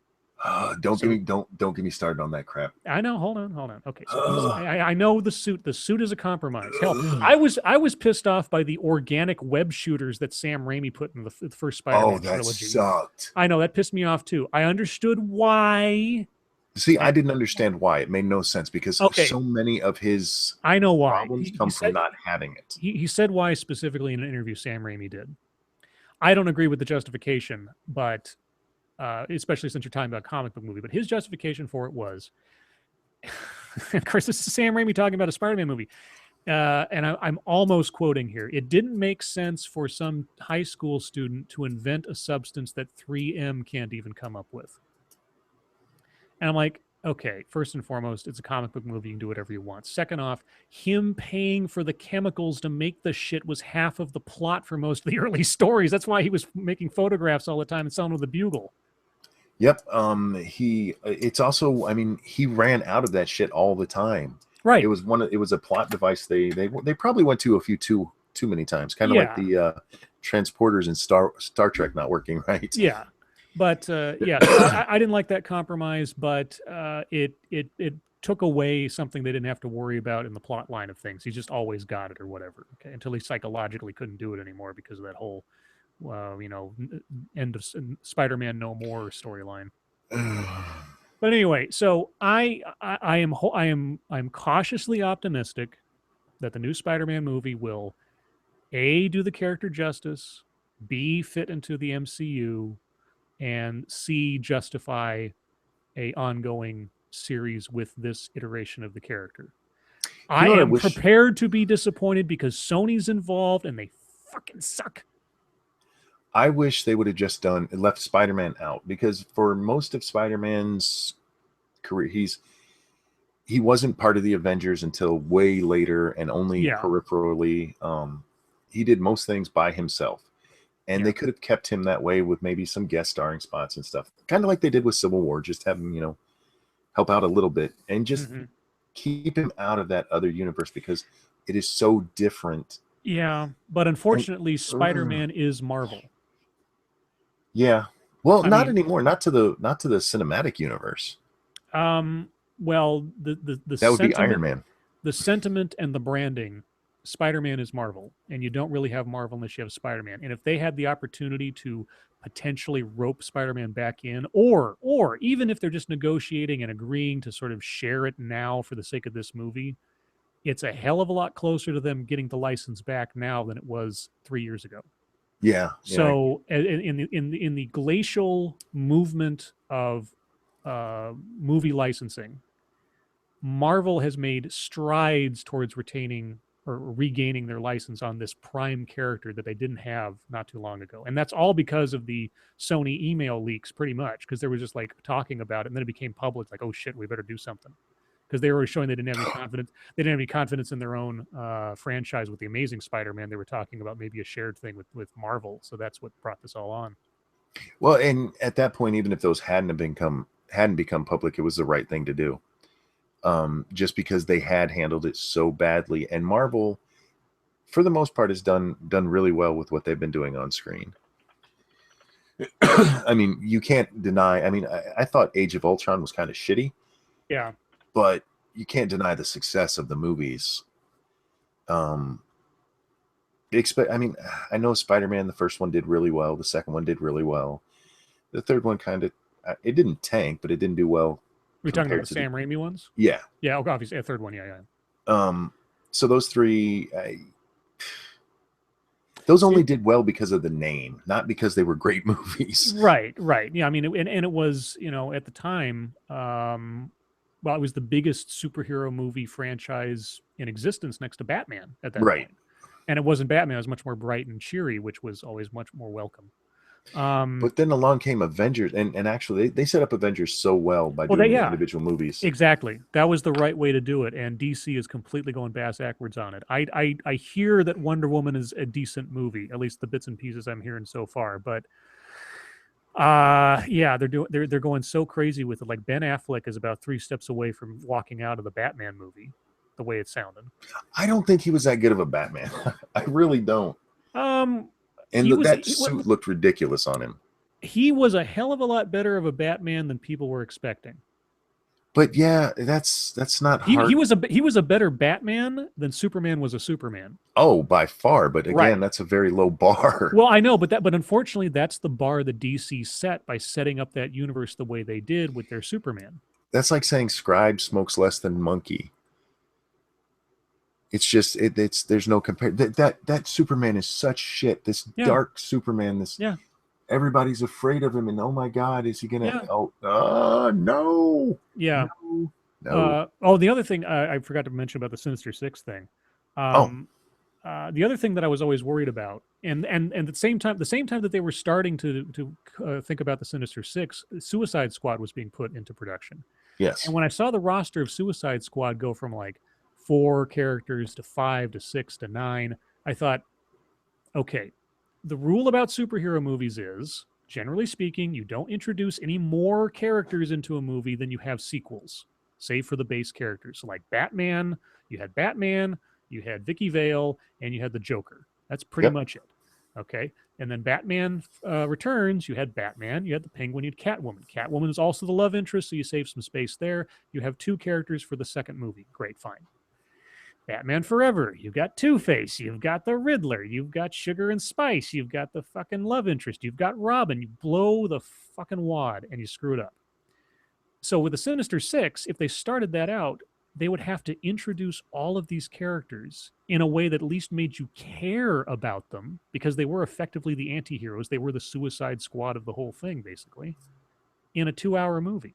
6 brand new characters, iconic people within the Spider-Man universe, and you're going to introduce them to the audience and to this universe flat. I think it could have been done in if you just do short introductions of Spider-Man catching them on, say their original heist, and then like Doc Ock getting to the others after some break-in to, go after Spider-Man that way. I'm not saying it's impossible. No, obviously with Guardians of the Galaxy, obviously with Guardians of the Galaxy, you can take a whole motley crew of unknown characters and forge a really entertaining movie out of it. I'm not saying it's impossible. I'm just saying that the way that Sony was doing it to that point, and the fact that they were making their entire origin story Oscorp. Oh God, Oscorp is just. I had to take into consideration the fact is like all their origin stories are going to be unified, which is stupid. So that's. It's almost like they let the DC people make Spider-Man movies.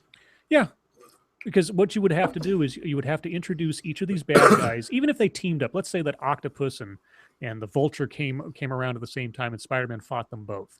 He would have to fight them both, defeat them both, humiliate them, and put them in jail. Then you have another movie with a couple of the other guys. They have to have the reason to come together of defeating Spider-Man because they couldn't do it individually. If you don't have that, the Sinister Six is Well, just, you know, don't you think it's possible, yeah, that the audience would be smart enough to just put together who these guys were? if it was Or do you Marvel think doing that's, it, well, yeah. yeah, yeah. If Marvel was doing it, they wouldn't spend much time at all. I mean, like Doctor Octopus would already be rampaging through the city, and they wouldn't give him any backstory, and they just let the audience understand, and they do it through like, oh god, I don't know, just like offhanded remarks or things without having to go into all the detail. I mean, but you see, but that would be the luxury of Marvel already trusting its audience, because they do trust their audience a hell of a lot more than DC or Sony or Fox do with their properties. That's one of my problems with these movies, is that there is so much audience hand holding. And I get Yeah. it for like Guardians of the Galaxy, makes sense, because Yes, that's a let's lot be of stuff honest, to digest. Yeah. 5 people bought the comic book. Right. well, Um, okay, well, yeah. I'm exaggerating, but let's I be know. honest. I mean, Yeah, it's true. No, these were hardcore nerds know it. yeah, these are like E-list characters in the Marvel universe at best. Well, actually, if you look at Iron Man was actually canceled for a long time Mm-hmm.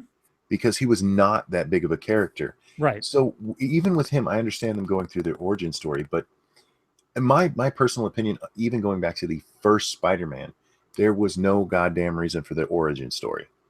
Everybody knows it. Everybody who's going to enjoy it enough knows it, and everybody else will just be like, okay, he's Spider-Man. I get why they did it, Mm-hmm. but they could have done that character without it. Yes. Doing it a second time, Yes. fucking moron. And Batman, if his parents have been killed so many times now, Yes. it's I desperately want to see the Lego Batman movie. Just because they made the jokes about how many times his parents have died. Yeah. Well, I mean, some of these characters, like you say, their origin stories are practically cliche lore now. Yeah. You know, it's sort of like saying, "Oh, well, what? Who comes around at Christmas time to drop off toys and why? We don't need to talk about it. It doesn't matter anymore." Yeah, and so it seems, and again, everything that I have heard from the production, from the people involved, is that they are not going to show a reiteration of Spider-Man's origin again. He's already got the powers. He's already active. There's going to be a time jump between him active before Civil War and then after, because he's going to be active fighting the Vulture before Civil War, and then after Civil War, when he's got all his new doohickeys and stuff, that's when he's going to re-encounter the Vulture again after the Vulture's found his suit and everything. So there's going to be this whole thing where, but Spider-Man's already going to be active at this point. That is my understanding. If I'm proven wrong, I'm going to be just as pissed off as you. But I'm putting my faith in Marvel and what I've heard so far, that they're not going to lead the audience by the nose again. They'll do it with Vulture instead. We'll get 45 minutes of his backstory. I don't know. Michael Keaton is a pretty good actor. I'm hoping, fingers crossed. And when he wants to do a villain, he can do a pretty creepy villain. He's Yeah. done a couple of creepy villains, so I've got my fingers crossed on that one. We'll see, though. Is he going to shave his head? I don't know. The bits and pieces Or of him. Is he going to be the green Vulture or the black Vulture? No, I haven't seen anything from it. Okay, so the bits and pieces of him, he has hair. So he's not the bald Vulture, at least not yet, if they're going to have some reason for him to be so. The appearance of the Vulture is very, I mean, the wings are mechanical. He's got some like mechanical talon type boot things, but his face mask, you remember Top Gun? Yeah. You know the helmet with the breather tubes and everything that the MiG pilots had? Yeah. That's what it looks like. Because he's flying through the air, he actually has to have a life support system when he's going up in the air and stuff. It's like, okay, that's practical. It's actually an interesting look. If you look up if you do a quick Google search for like Vulture Homecoming or something, you'll see essentially, and it doesn't look that bad. I mean, we'll see, but I mean, I've seen worse things. Let's put it that way. They're trying to take a completely impractical looking outfit from the comic books and make it look practical for that universe. I just don't understand why they have to do that. It's like when the X-Men came out wearing all black. Yeah. No, put them in their little fucking gay leotards. That's what the colors. Yeah, well, there's some things they think they can sell, and there's some things they don't think they can sell with their. I mean, they're trying to balance between comic book and real world. And yeah, I mean, there's a line. I don't know where that line is. I mean, they got away with it in, I mean, but at least in the Marvel movies, they gave a reason as to why Captain America's outfit evolved from one thing to what we see now. They gave an explanation for its evolution. Same Right. thing with Iron Man. Same thing with, well, Thor. I mean, he always had the same outfit, that kind of thing. If you can explain getting there to something outlandish, great. If you just show up outlandish right off the bat without any explanation as to why Wolverine's suddenly wearing bright yellow, eh. But that's who they are. I mean, I'm not as concerned about the costume as I am the characterization. I mean, Logan was the best Wolverine movie ever made, bar none, the best Wolverine movie yet made, because the character and the portrayal and the events and everything about that was but just isn't he such. dressed pretty much like Logan was in the comic book?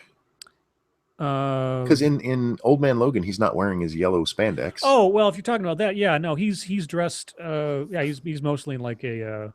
Well, jeans, t-shirt. he at one point, yeah, but he starts out basically dressed like a limo driver because that's what his job is. Right. Yeah, no, he's dressed down. He's dressed in civvies, as it were, and yeah, that is true to the Logan comic book.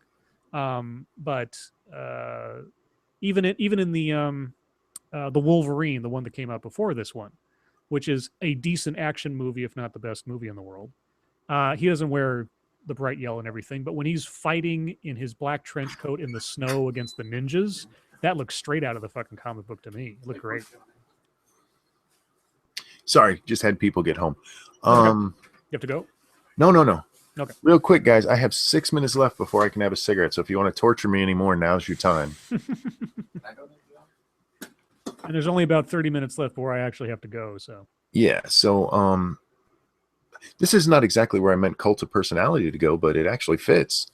I like The Watchmen. I never read the comic book. I'll come upstairs, guys. But I did like the movie. I don't know how faithful it was. I've heard it was a pretty good adaptation. It was decent. The comic book is an absolute work of art.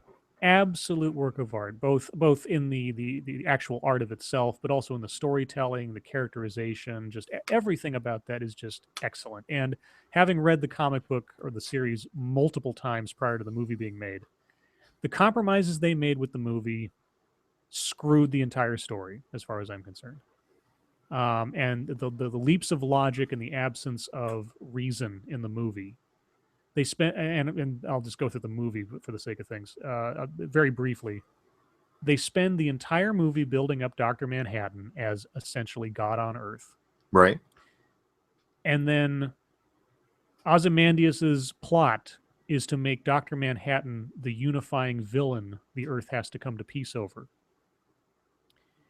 Except they know they can't beat him because he's God.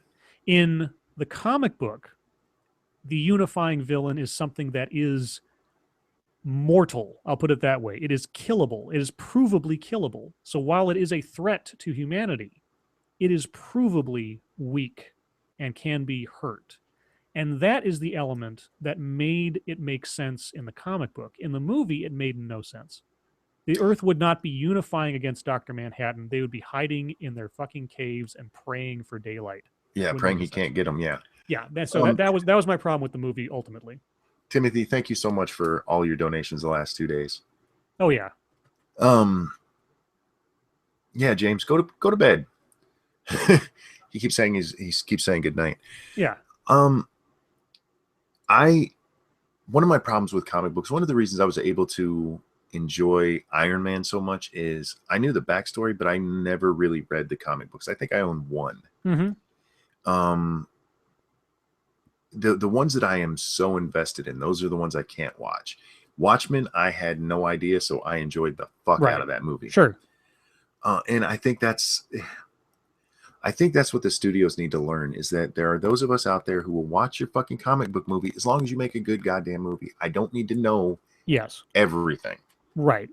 But for those of us who do know it all, you need to be as faithful as you can. So Iron Man set the tone relatively, established some of the quote unquote rules of that universe.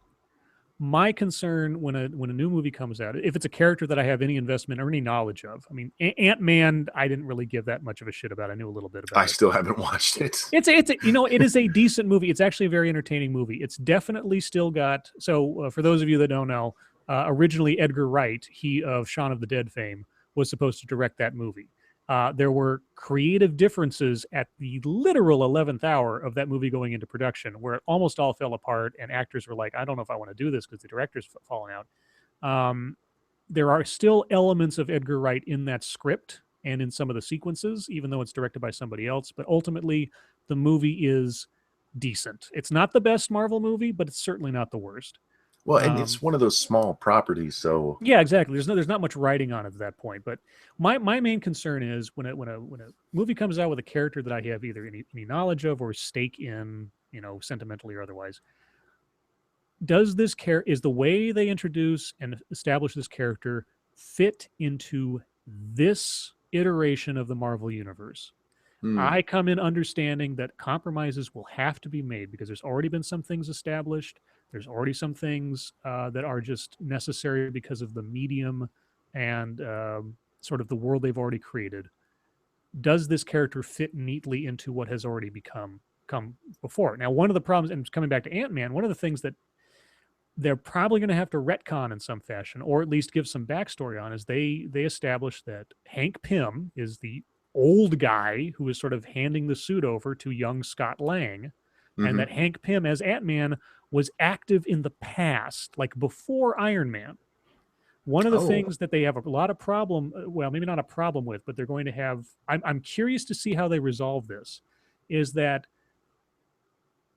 Captain America was active in the 1940s and then he disappeared. Okay. right. Um, Ant-Man was active in like the 60s or something, the way they established it in the movie. And then he had to sort of retire because of circumstances. If you watch the movie, you'll find out why. Um, so superheroes and superhero dumb of one fashion or another have been active since World War II at least. And before, of course, if you look at Doctor Strange and sort of like the thousands of years and everything else. With Iron Man, everything was sort of self-contained in that one little moment. We weren't talking about the past and we weren't talking about the future. It was just sort of like this is a thing that just happened. Hmm. So Iron Man in continuity isn't as special because there was all this stuff that happened before that they keep sort of reinserting as we move along. And that's sort of the part where that is the one sort of failing of it, is that they had to start somewhere, obviously. But now that they've started this weird sort of cross backwards continuity of how did this sort of world of superheroes and amazing people start, when they introduce a new character, they got to be careful that this person fits with all the bits and pieces they've established. And if I find like a super duper contradiction, I'm going to be pissed off. But so far, even for the weaker movies, like Ant Man, like Iron Man 2, and a little bit Iron Man 3, it's all worked. And that's because they are very good at Marvel at planning ahead and making sure the puzzle pieces fit, regardless of if it's necessarily going to be their best movie or not. They're talking about Deadpool in the chat. What did you think of it? Deadpool was amazing. See, this is the Thank thing. you. I love that fucking movie. See, and this is what happens when you find people who are passionate about the character and you let them run free. I am worried. I am worried between Deadpool and Logan, which were two movies made by people who gave a deep shit about these characters and getting them right and being let to run loose to do it. I am worried the studio, whether it's Fox or otherwise, is going to learn the wrong lesson from this and just say, oh, we need a lot more violence and a person Yeah. and a main character that's just ready to do it. That's not the lesson to learn from Deadpool and Logan. From Deadpool and Logan, you got to learn that if you're going to do an iconic character, you have to find a screenwriter, you have to find a director, and you have to find an actor who actually cares about getting the character portrayal right. Deadpool is up there with Iron Man as far as getting the character right. And I know he's popular with the nerd crowd, but he is another one that was not, he's not a Spider-Man. And No. they were able to take him and make him probably the most talked about lesser character since Iron Man to get a movie. Well, they did an Because, excellent marketing job too. well, yeah, and what they really, really need to pull from this, and what they should pull from their stories with everyone, is that character fucking matters. Yes. Deadpool was funny. He's that's what made his comic so good, and why he's always funny when he shows up in video games and stuff. It's because he's a smart ass who has a lot of fun with what he does. Yeah. The I one mean, thing with yeah, the two Spider-Man movies, yeah. in the first three, Tobey Maguire was just such shit all the way around. Yeah. Spider-Man didn't seem to be having much fun as Spider-Man. No. What they got right in the Amazing Spider-Man is that he enjoyed himself the whole time. Right. He was quipping, and that's the character. And Yes. that's what these characters became popular for a reason. You Mm-hmm. need to capture that. Right. And if you look at Logan, as much of an action movie as it was a character study. I mean, there were all these sort of personal, quiet moments, all these little sort of very brief scenes of interaction between the characters that didn't have any lines or had very few lines. And so much was said in the eyes and the face and the portrayal because these people cared about the characters they were portraying. It wasn't just a paycheck for them. And if you see Mm-hmm. in any of the interviews with Hugh Jackman and Patrick Stewart, you'll see that shine through. You got to find people who actually care about it. And Yep. Ryan Reynolds, if nothing else, cared about getting Deadpool right. And thankfully, luckily, they were given a budget and basically just let run free. And you got the results you got, one of the most profitable R-rated movies of all fucking time. But not because it was R-rated, but because it was a Deadpool movie. My favorite part of that movie, I love the whole thing. My favorite part is when they go to Xavier's School for the Gifted. Yeah. It's almost like the studio couldn't afford more characters. Yes. It was so good. It was so perfect. And the thing I liked, the nerd in me liked the most is, and this is before anybody told me or I saw a spoiler thing for it. I saw it the opening day, is when they go for the final fight, and where they're going is a wrecked helicarrier. Mm-hmm. And they don't say it's a helicarrier. They make no note about it. They just show it, and that's just where it is. And they never mention it. I just thought, okay, they have, without doing a goddamn thing, fit this into the MCU tangentially without actually saying it, without actually violating any licensing or anything. And it was like perfect, just absolutely perfect. Yeah, that movie, I was such a joy to see that character done right because you couldn't do it any other way. There was no other way you could do that character justice without the violence and the bad words and all of the fourth wall breaking, the whole 9 yards. So yeah. And for the violence, they actually didn't do it that bad. No. I mean, even when he stabs people, there's not blood shooting everywhere. The worst one is when he caps the three guys through the head. Yeah. There's a lot of violence in it, but it's movie violence. Yeah, it's violence that is not gore. Yeah, it's violence that's proportional to the material. And that was the same thing for Logan, is that there's a lot of violence in it, but it's not reveled in. I mean, as you're watching the characters and everything happens, you can almost sense by the way they did it that this is regretful violence. It's like this is violence. It's not Rambo 3. Right. It's violence done out of necessity, not because I have bloodlust. And that came through not only in the action sequences, but the way that those action sequences were bookended with the portrayals of the characters. They're like the very first fight. I won't give the details. Logan doesn't want to fight.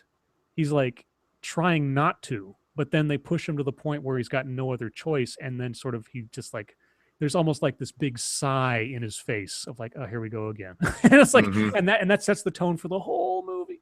But yeah. So yeah, finding people that care about the characters and are willing to put their all into embodying what has been established and giving the fans. I mean, you're making a movie about this character because people love the character, not because they love the name of the character or something. Why can't video games have the same fucking problem with that? Yes. Why can't they figure? That's why Star Wars games always sucked. Like Star Wars for Super Nintendo, it was such a shit game. Because if you actually watch Star Wars, there's not much to make a game on. No. That's why Knights of the Old Republic was so great, is because they had license to do whatever the fuck they wanted. Exactly. They could go anywhere they wanted because they were touching stuff that was thousands of years in the past. Great idea. Great thing that they did. I really hope they decide to do something with that as a live action TV show or something now that they've got the Disney's got the money and the license to it. But when it comes to games, especially superhero games should all be fucking fantastic because you can do everything you can't do it on screen, that Hmm. you can't really portray in the books, and most of them The suck ass. Yeah, They're by the the numbers yeah, punch people. the X-Men Origins Wolverine video game, surprisingly enough, was a decent game. It's weird to say the movie was complete schlock, but the game itself was actually real fun. It got a little repetitive, but as far as video game or movie to video games go, not bad. Now, as far as video game movies are concerned, what I don't understand is, well, I guess I understand it for the sake of the profit margin and everything else. I don't understand why every video game movie has to have large stakes. What I mean by that is these video games, I think it should be done sort of like backwards in the sense that if you have a popular video game, you should start out small. You should start out small by really establishing these characters. If you want to do a better video game movie, like Assassin's Creed. Now the plot for Assassin's Creed, even in the video game, is completely out there. I mean, it's just bonkers. Time travel through genetics and all this other stuff. Uh huh. It's a pretty wonky vehicle just to have a period piece I'm an assassin game, but still have a technological bent to it. Hmm. What I would have done instead is like half of the story should be the guy his life before this and little hints of things, and then getting into the deal. And like maybe the last half is him finding his way into this world and having some resolution, but then leaving it at a cliffhanger. Because I don't think a video game franchise is going to work unless you establish those characters really well to justify the crazy video game shit later on. Um, I think I'm still honestly surprised they haven't made Mass Effect into a movie. I know they had talked about it, and last I heard it had fallen apart. that is a big endeavor because they'd almost have to bank on making a trilogy at least. Yeah, exactly. But it's one that's already written for him that they wouldn't have to change too much. I think the problem, like with Doom, the original Doom had no There's no fucking plot. story. There's no plot to it. It's Just kill just stuff. killing demons. Yeah, Um, that was a bad game to take to make into a movie. well, so is Mario Brothers.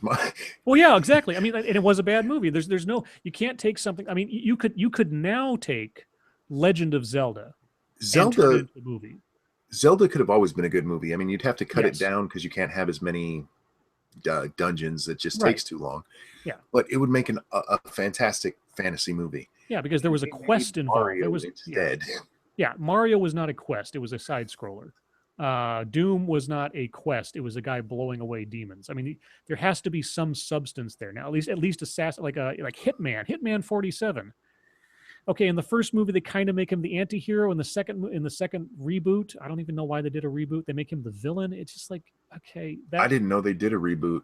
oh yeah, it came and went that quick because yeah, it was really worth seeing. No. Um I don't know how you do a good video game movie unless you take the raw idea behind the characters and make it compelling. I had strangely I had hoped the Max Payne movie was going to be good. That I should have been good. It should have been good because holy shit, if you wanted a neo noir gritty crime That story was just such a handed to good you, story. you just had to watch the video game and just go with it. I mean, I love noir. I love gritty Me crime too. stuff. Yeah. I love low stakes, intense stories. You know, did you ever see you see Memento? I Have have you not.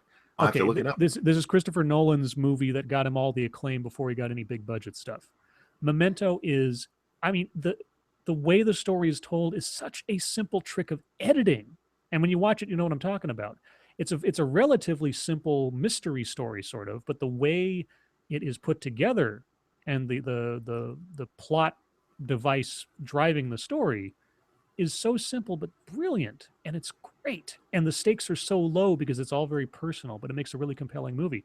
One of the things that I get ticked off at Hollywood for, and they got this right in Logan, because all things considered it was a relatively low stakes movie in that it was just people concerned about themselves, not trying to save the world, not trying to stop a comet, not running away from a superstorm or some bullshit like that. Hmm. Something that you can make it personal, you can develop the characters, you can have moments that are quiet, and not filled with music and action. You know when not to have music playing all the time, for fuck's sake. I could go on. Well, yeah. Somebody said that the Mass Effect game would make a horrible movie because it's just Star Trek with politics.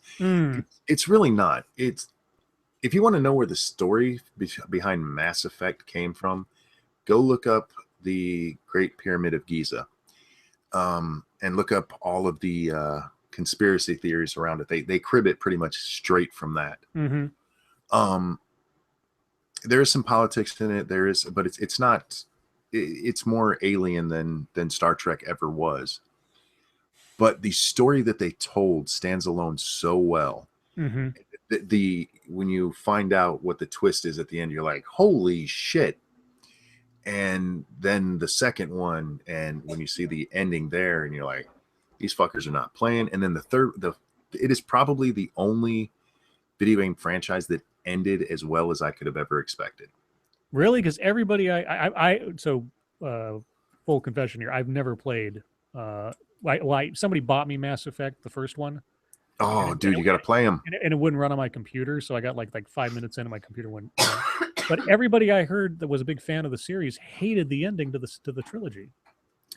They hated the ending because it ended how it should have.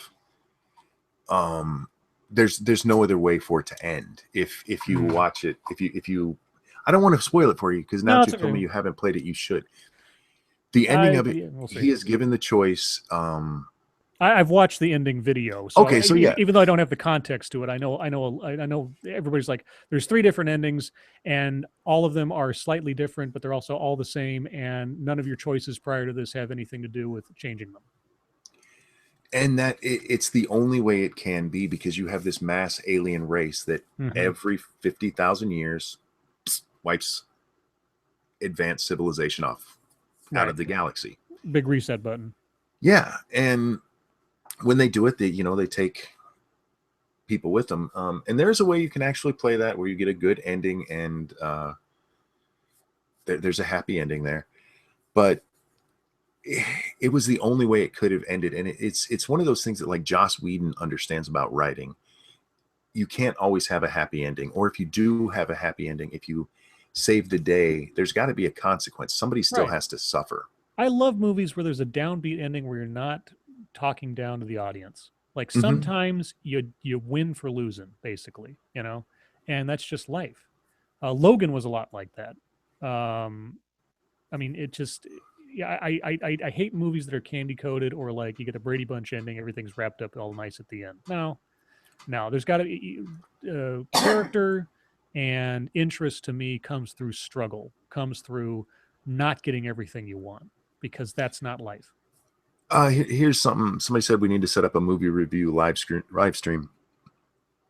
Tell you guys what, on Twitter, send me movies, older ones to start with, that you'd like to hear our opinion of. We should start with Memento. I'll have to watch it. If you haven't seen Memento, if you get a chance to watch it, let me know. I'll try to rewatch it to refresh myself on it. And at some point we should talk about that. Or we should start doing like a not a book club, but a movie club, where we like make a list of 2 or 3 movies to watch, and then we go and watch them, and then we have a stream afterwards to talk about them, that kind of thing. And absolutely. That way the audience can also have an opportunity to watch them too, and then they can sort of follow along as we go through them. Yeah, maybe we'll do it like monthly or weekly or something like that. We'll definitely look into it, because we obviously like talking about movies. No, we talked about in one of our streams, somebody asked us favorite death scene in a TV show, and I told you my favorite one. Yeah, this was like one of our first streams. My favorite death scene in a TV show, maybe it was TV or movies, but mine came from a TV show. It's from the 2nd season of Buffy, where Buffy, I don't know if you've watched the series, but Buffy's love interest turns bad, and right as she's about to kill him, he turns good again, and she has to kill him to stop the world from imploding.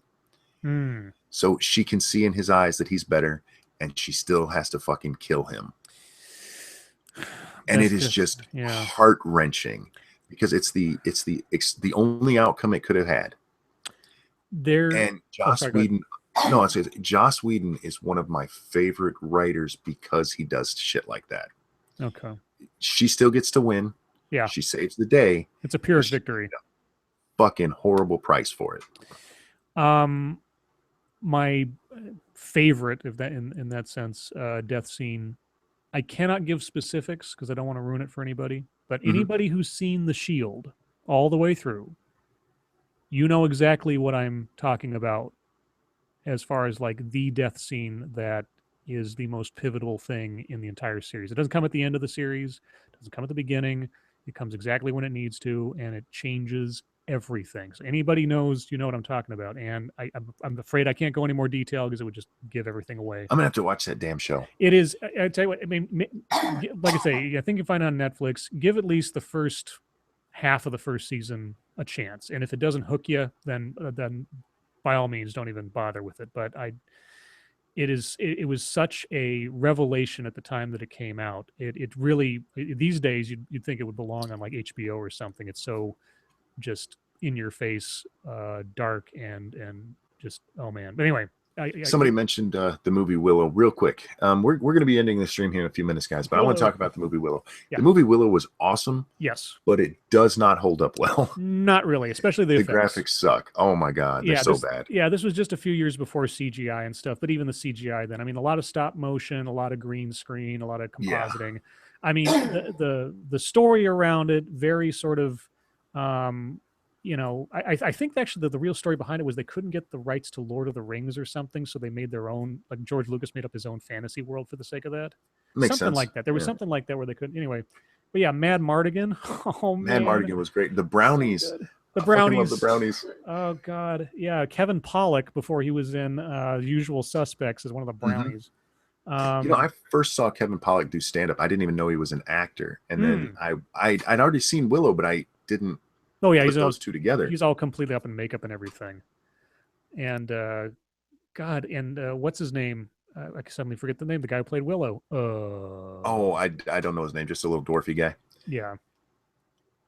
But anyway. a really good story, and it just does not hold up very well. If they want to remake that movie, I wouldn't have a problem as long as they kept the script identical. It's a sentimental favorite, even if it does look a little cheesy. I mean, yeah. I can still stand watching the original Clash of the Titans, as cheesy as it is, just because of Ray Harryhausen's work and all the stop motion and stuff that was so good, especially the Medusa scene. Oh, the Medusa scene gave me fucking nightmares when I was a kid. Oh yeah. All right, I think that's where we're gonna end this one. Yep. We'll try our best not to go into movies next time, guys, but we haven't done it in a while, so yeah, we needed a release valve. I mean, besides which, he wasn't smoking, so he needed something to keep himself occupied. Yeah, no doubt. All right, guys. Scribe, thanks for coming. No problem. Guys, thanks for watching. Thank you so much for the donations, and your life makes me sad. I will see you next time.